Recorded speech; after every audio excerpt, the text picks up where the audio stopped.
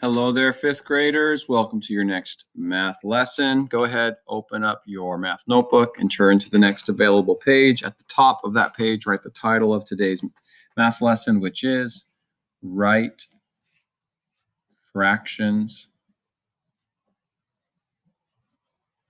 as Decimals.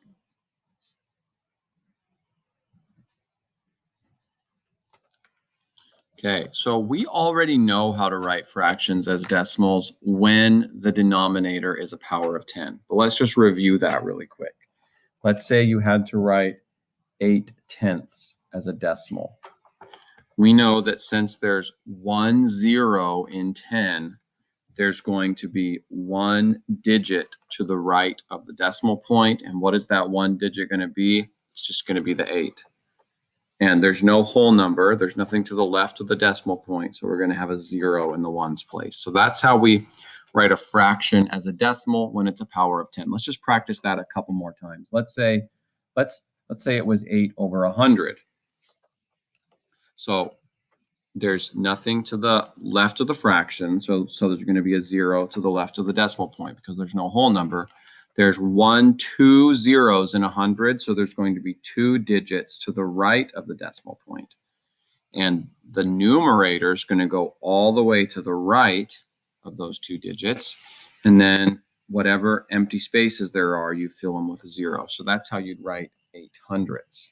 And similarly, if it was 8/1000, you'd write it like this, because there's 1, 2, 3 zeros in 1,000. So there has to be 1, 2, 3 digits to the right of the decimal point. And that 8 has to be in the thousandths place. So we know how to write fractions when they have a denominator that's a power of 10. But the question is, how do you write a fraction as a decimal if it is something like this? How do you write 1/20 as a decimal? I'm going to show you 2 ways to write fractions as a decimal when the denominator isn't a power of 10. The first way is just to turn the denominator into a power of 10. You just think, what would I have to multiply by 20 to equal 100? What times 20 equals 100? Well, if we count by 20s, 20, 40, 60, 80, 100. It takes 5 20s to get to 100, which means 20 times 5 equals 100. Whatever you do to the bottom, you have to do to the top if this is going to be an equivalent fraction. So we multiplied 5 times the denominator. Now we have to multiply 5 times the numerator. 20 times 5 is 100. 1 times 5 is 5. Now we've made an equivalent fraction to 1/20, but it has a power of 10 as its denominator. It has 100 as its denominator. So now we can easily change it into a decimal. We know there's no whole number. The whole thing's a fraction, so there's going to be a 0 in the ones place. And then there's going to be 1, 2 digits to the right of the decimal point, because there's 2 zeros in 100.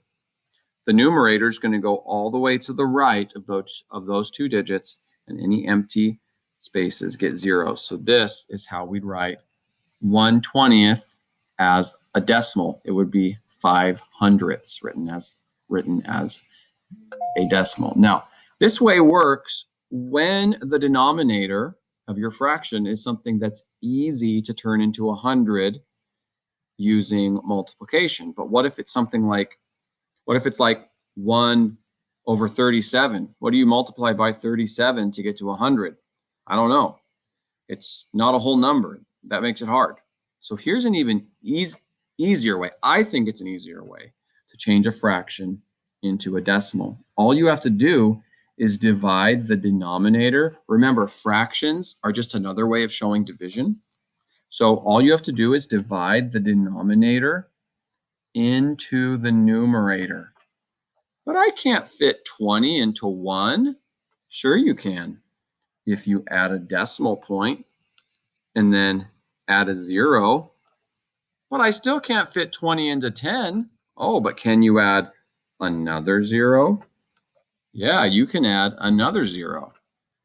Because remember, when you When you add a 0 to the right of a decimal, you don't change the value of the number. Now we can just divide normally after, ding, ding, decimal takes the elevator to the top floor. So decimal point takes the elevator to the top floor, and then we divide 20. 20 can't fit into 1, it can't fit into 10, but it can fit into 100. So the first part of our quotient will go here above the second 0. And how many times can 20 fit into 100? Well, how many times can 2 fit into 10? 5 times. So perhaps 20 can fit into 100 5 times, and we already know it can. We just divided, now we multiply. 5 times 0 is 0. 5 times 2 is 10. 100 minus 100 is 0. Any empty spaces between the decimal point and the number get zeros, and then we have to put a 0 in the ones place because this answer is less than 1. So that's another way of getting the same answer. You just divide the denominator into the numerator. I like that way better. Okay, let's do another example. Let's say we had 4 over 25. And we have to change this into a decimal. It's a fraction right now. We want to change it into a decimal. Well, remember, there's 2 different ways we can do this. First of all, we can change this fraction so that it has a power of 10 as its denominator. The closest power of 10 to 25 going up, you have to go up, is 100. So what do we have to multiply by 25 to get to 100? Well, think of quarters. How many quarters does it take to get to $1? That's how many 25s it'll take to get to 100. So we have 25, 50, 75, 100. So it takes 4 25s to get to 100, which means 25 times 4 equals 100. Whatever you do to the bottom, you have to do to the top. We multiplied 4 times the denominator. Now we have to multiply 4 times the numerator. 4 times 4 equals 16. Now this is easy to write as a decimal because once it's a power of 10, it's easy to write as a decimal. There's no whole number, so we put a 0 in the ones place. There's 1, 2 zeros in 100, so there's going to be 2 digits to the right of the decimal point, and there's 2 digits in 16. And so they go right there in those 2 spaces. And that's how you write 4 25ths as a decimal, 16 hundredths. Now, I think this is actually the harder way to write a fraction as a decimal. The easier way is to divide the denominator into the numerator. And it's true, you can't fit 25 into 4, but you can add a decimal point and then add a 0, and you can fit 25 into 40. How many times can 25 fit into 40? Well, you know it's going to be less than once because 2 25s is 50, so it can only fit in 1 time. Now we multiply. 1 times 25 is 25. Now we subtract. We can't take 5 from 0, so we borrow from the 4, make it a 3, making this 0 a 10. 10 minus 5 is 5. 3 minus 2 is 1. Okay, now we don't write remainder 15. No, we add a 0 and we bring it down. How many 25s can fit into 150? Well, how many 2s can fit into 15? What times 2 gets us closest to 15 without going over? 2 times 5 is 10. 2 times 7 is 14, so that gets us closest. So let's see what happens if we add a 7. 7 times 5 is 35. 7 times 2 is 14, 15, 16, 17 when we add the 3. Can we subtract this? No, we can't subtract 175 from 150, which means we already knew that this was a 6 here because we have it right here. So it means we adjust the quotient down to a 6. 6 times 5 is 30, carry the 3. 6 times 2 is 12, plus 3, 12, 13, 14, 15. Now we subtract 150 minus 150 is 0. And I forgot to make the decimal point take the elevator to the top floor. Since there's nothing in the ones place, we put a 0 there, and it's 16 hundredths. If you're feeling confused, don't worry. We're going to do more examples together. Okay, let's say we have to change 8 25ths, 8 over 25. Let's say we have to change it. And all of the examples we're doing today, the denominator will be something that's easy to multiply to 100 with. So, it's all going to be things like 20, 25, 10, numbers like that are easy to multiply, or 50, things that are easy to multiply to 100 from. So we have to change 8 over 25 to a decimal number. How do we do that? There's two ways we can do it. The first way that the book wants me to show you is we can multiply to make our denominator 100. What times 25 equals 100? 25 times 4 equals 100. Whatever you do to the bottom, you have to do to the top. We multiplied 4 times the denominator. Now we have to multiply 4 times the numerator. 8 times 4 is 32. How do we write 32 hundredths as a decimal? Like this, 32 hundredths. So that's one way that you can write 8 25ths as a decimal point, is by changing the fraction to have 100 as a denominator, and then it's easy to change into a decimal number. But I like this way because it works with any fraction. Dividing the denominator into the numerator, 25 into 8, or dividing 8 by 25. So we can't fit 25 into 8, but we can add a decimal point and then add a 0. And 25 will fit into 80. We know 25 can fit into 100 4 times, so it's only going to be able to fit into 80 3 times. Okay, 3 times 5 is 15, carry the 1. 3 times 2 is 6, plus 1 is 7. And we know 30 minus 75, I don't know why I switched to a pencil. We know 80 minus 75 is 5. Do we write remainder 5? No, not when there's a decimal point in the dividend. We add a 0 and bring it down. How many times can 25 fit in the 50?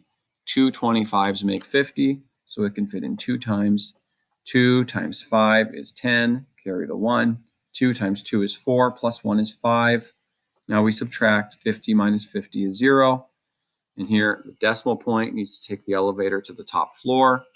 We put a 0 in the ones place because there's no whole number, and the answer is 32 hundredths.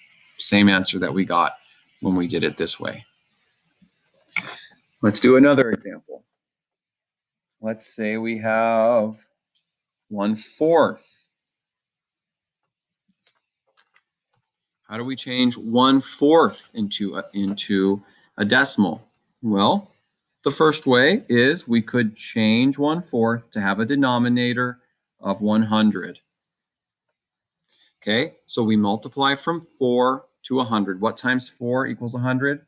4 times 25 equals 100, because 4 25s equals 100. Whatever we do to the bottom, we have to do to the top. So we multiplied 25 times the denominator. Now we have to multiply 25 times the numerator. 1 times 25 is 25. And 25 hundredths is written as a decimal like this, 25 hundredths. So that's the first way. Or you could divide the denominator into the numerator. We can't fit 4 into 1, but we can add a decimal point and a 0 and pretend we're dividing 4 into 10. Now, the first thing we have to do, which I've been forgetting to do in the past few examples, is the decimal point takes the elevator to the top floor. How many times can 4 fit into 10? We know it can fit in 2 times, because 4 times 2 is 8. That gets us closest to 10 without going over. 2 times 4 is 8. 10 minus 8 is 2. Remember, we don't write remainder 2, not when there's a decimal point in the dividend. We add a 0 and bring it down. How many times can 4 fit into 20? 5 times. 5 times 4 is 20. 20 minus 20 is 0. Well, hopefully you saw enough examples. Oh, and we also have to add a 0 in the ones place because there's no whole number. Hopefully you saw enough examples to where you feel like you're starting to get the hang of this. I'm going to put down some independent practice problems now. I'd like you to write, let's do 3. Let's do 9/10. Write that as a fraction. That already has a power of 10 as its denominator. Also write 9/25 as a decimal. And write 7/20 as a decimal. Go ahead and do all 3 of those. And then once you're finished, click on the video attached below this video so you can see if you did them correctly. And I will see you there.